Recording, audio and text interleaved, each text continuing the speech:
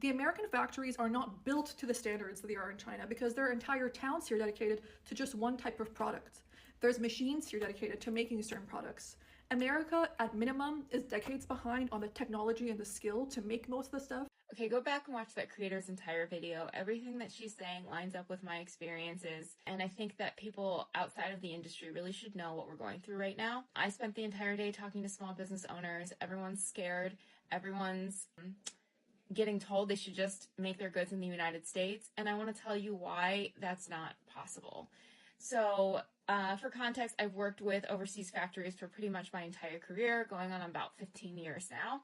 I've had really great relationships with my overseas factories. For the most part, it's been extremely professional. I'm talking about China, Bangladesh, India. I've worked with Madagascar, so lots of different places outside the US. It's always been very professional. It's always been very courteous. I've almost felt like they were coworkers in a way.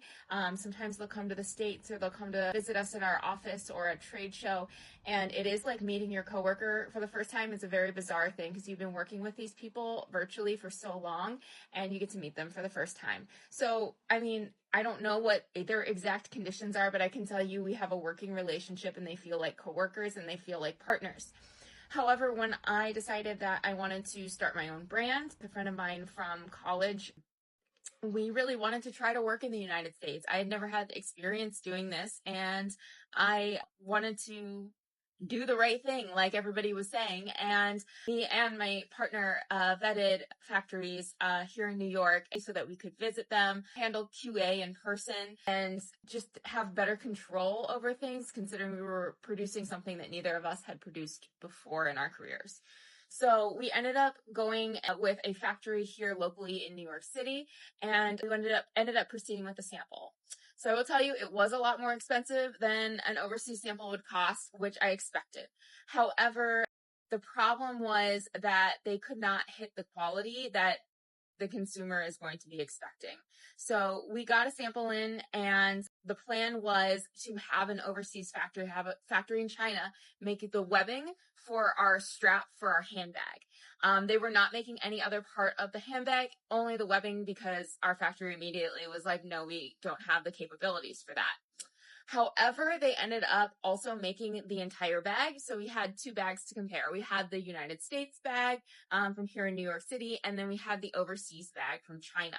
The overseas bag from China was significantly better quality. Both took about the exact same time for turnaround time, and it just was very clear to us and to the US factory that China was the best option. So we ended up deciding to facilitate having the United States factory be our middleman for bringing our goods over. But now we are dealing with the whole tariff situation just like everyone else. Worked really, really hard to get here, and we truly tried to produce our goods in the United States. And there are a myriad of other reasons why I don't know that I will ever produce goods in the United States that have nothing to do with price, but part of the reason price is an issue is not just because they have this, like, people are imagining slave labor happening over there and all these sweatshops. I hate to break it to you, everybody, sweatshops happen everywhere. If you look up what factories have gotten busted in the Los Angeles area recently, I guarantee you'll find a lot of sweatshops. It happens everywhere. There are bad people everywhere,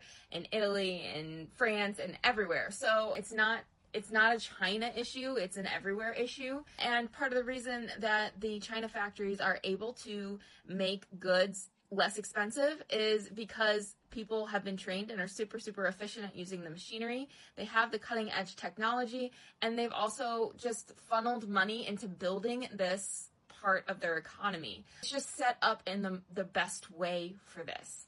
So I really want the general public to understand that, because my entire career, when people ask me where the companies I work for produce their goods, and if I say China, they almost immediately have always said to me, sweatshops, so that's what you do. And it's so much more nuanced than people have any idea about. And I feel like you need to be a little bit compassionate, because this is truly breaking some of these small businesses. I teach and I work with a lot of people who own small businesses, and it's a major struggle. For large businesses, they're able to sort of pivot and do other things and workarounds, and they have connections. Small businesses are really, really suffering right now. United States, small businesses that either they produce their entire goods overseas or they bring in certain elements so that they can produce them here. This is a really big problem, and I'm going to do everything I can to fight it. And if you can just educate those around you, I would just be so grateful.